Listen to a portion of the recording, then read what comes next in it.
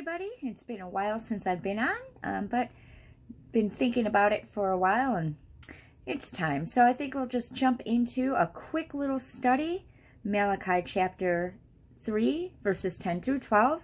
And this is coming from the New Living Translation.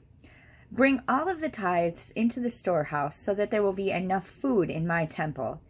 If you do, says the Lord Almighty, I will open the windows of heaven for you. I will pour out a blessing so great you won't have room enough to take it in. Try it. Let me prove it to you.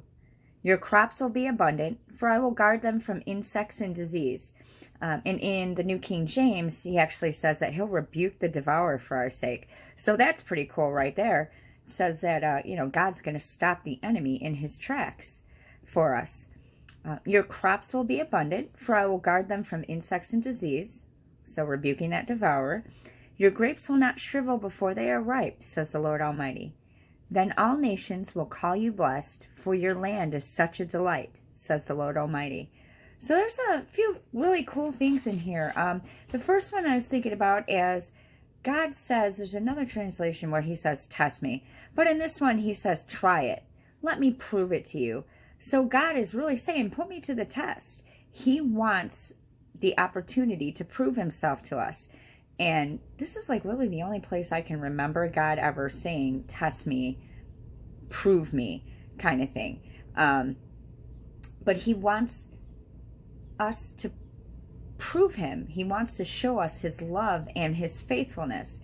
He wants us to open the door for him to come in and overwhelm us with blessings, right? Because it says, I will open the windows of heaven for you. I will pour out a blessing so great you won't have room enough to take it in.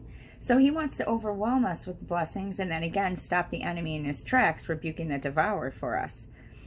And then he says he will make our land, all nations will call us blessed, for your land will be such a delight.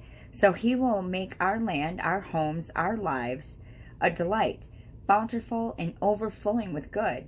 And of course that's not just for us, but it's so we can be a blessing, right? Because we're going to have so much blessing that we won't have room enough to take it in and keep it for ourselves. So obviously, if we don't have room enough for it, maybe some of it should be for somebody else, right? So another cool thing about this is, he wants to overwhelm us with these blessings. He wants to make our homes and our lives a delight.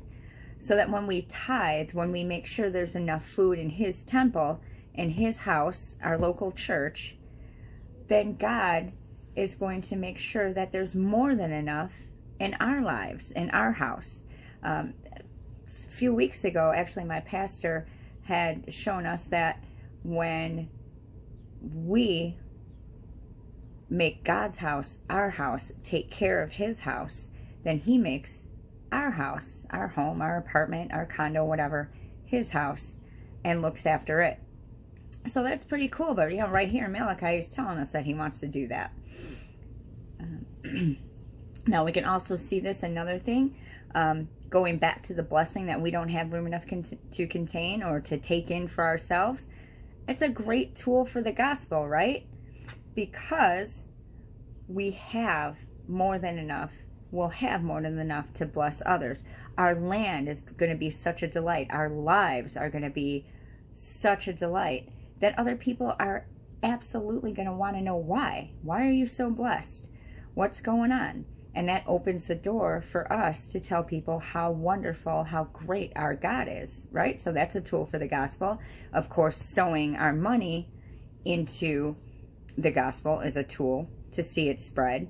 And of course, when we're blessing other people, not just when they're seeing everything, but when we are actually blessing people, meeting needs of people, or more than their need, that also softens hearts and opens the door for us to tell people about Jesus and about his goodness.